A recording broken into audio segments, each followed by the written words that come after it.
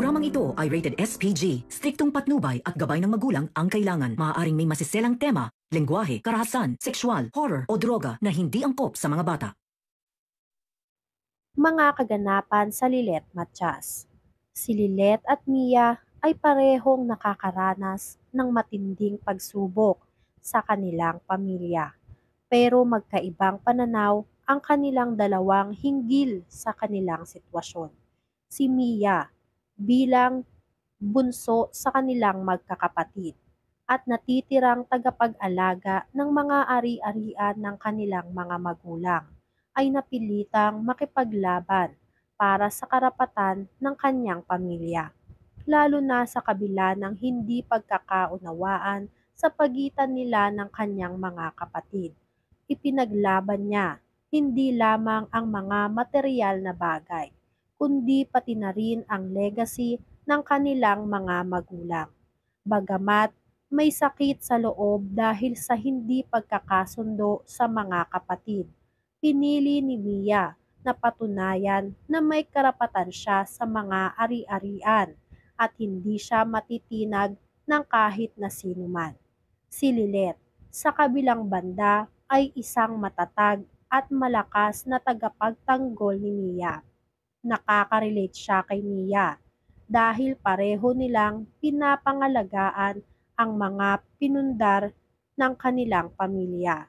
At bilang isang abogada, nais niyang makamtan ng kanyang kliyente na si Mia ang hustisya.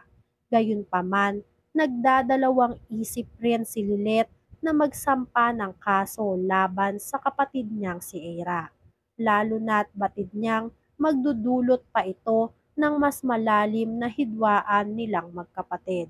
Ngunit pinilit siya ni Kirk na huwag magdalawang isip na baka ang pagwawalang bahala kay Eira at ang pagpayag kay Atty. Renan na manipulahin ang sitwasyon ay magdulot lamang ng matinding pinsala kay Eira at sa kanilang pamilya. Habang abala sa mga pag-aalala, nagpasya si Eira na ipagpatuloy ang kanilang kasal kay Atty. Renan, bagamat alam niyang may hindi pagkakaunawaan na nagaganap sa paligid. Habang nagpaplano siya ng kasal, hindi niya alam na sa korte ay maghaharap na ang kanyang kapatid na at ate niyang si Lilet at ang nobyo niya na si Atty. Renan. Si Eira ay naging pwedeng biktima ng mga manipulative tactics ni Atty. Renan na hindi iniisip ang tunay na layunin kundi ang makuha ang lahat ng mga ari-arian ni Eira. Sa pagsisimula ng hearing sa korte, nagpatuloy ang tensyon sa pagitan ng magkabilang panig.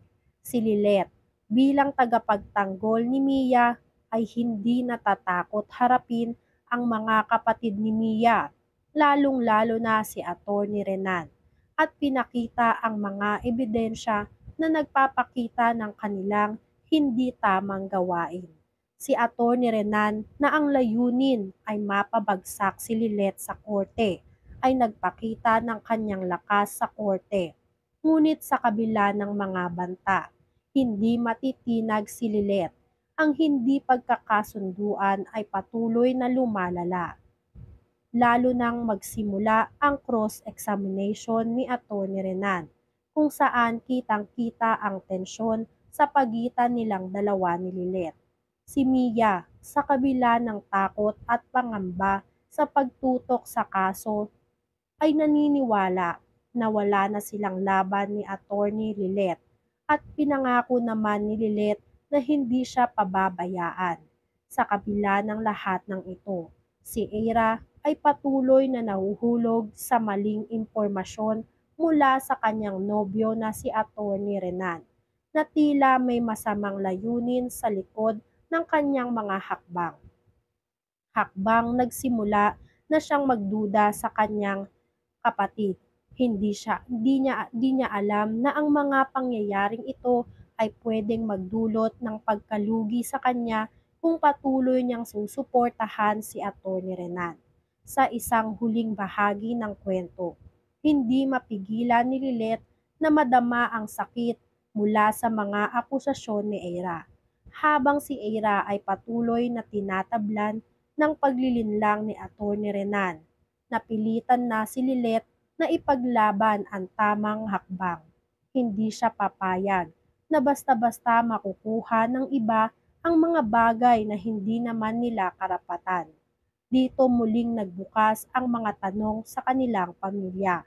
Matapos ang mga pangyayaring ito, ang tanong na nananatili ay kung magkakaroon pa ba ng pagkakataon ang dalawang magkapatid na magkaayos o tuluyan na silang mawala ng tiwala sa isa't isa at magpatuloy sa landas ng pagkawasak ng pamilya. Ang kwentong ito ay nagpapakita ng matinding tensyon sa loob ng pamilya na nagiging sanhi ng pagsubok sa kanilang mga prinsipyo at nagsisilbing paalala sa atin kung paano ang pera at ari-arian ay minsang nagiging sanhi ng malalim na hidwaan. Ngunit sa kabila ng lahat ng pagsubok, nananatili pa ring buhay ang pangarap ng bawat isa na protektahan ang kanilang pamilya at ang mga alaala ng mga magulang. Magkakaroon pa ba ng pagkakataon si Lilet at Eira na magkaayos sa kabila ng lahat ng tensyon at hidwaan? Magtagumpay ba si Lilet sa paglaban para sa karapatan ni Mia? Ano ang magiging epekto ng lahat ng ito sa relasyon ni Eira at ni Atty. Renan? Paano haharapin ni Eira ang mga kahihinatnan ng kanyang desisyon na sundin si Atty. Renan? Ngayong sinampahan na nga siya ng kaso ng sarili niyang kapatid na si Lilet. Hindi nga matatanggap ni Eira na ganun na lang siya basta-basta sampahan ng reklamo ng kanyang kapatid na si Lilet, na ang buong akala nga nitong si Eira ay wala nang pakialam si Atty. Lilet sa mana na makukuha niya mula kay Atty. Meredith. Sinulsulan ng sinulsulan ni Atty. Renan si Eira, na kaya lang nagsampa ng kaso o reklamo si Lilet kay Eira dahil gusto na ni Lilet na makamkam ang lahat ng mana na nararapat para sa kanya. Ngunit hindi nga papayag si Eira dahil sa sulsol ni Atty. Renan ay gagawa siya ng paraan upang eskandaluhin itong si Lilet. Sinugod ni Atty.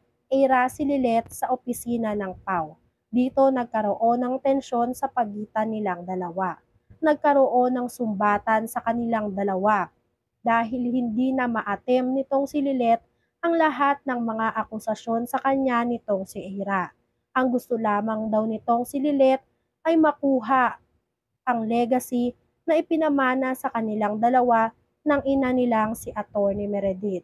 Magkakaayos pa kaya ang dalawa? Yan nga ang mga kaganapan at mga dapat nating abangan dito sa Lilet Matias. Kung gusto nyo pa ng mga ganitong klaseng video ay mag-subscribe at i-like itong video na to. Maraming salamat po.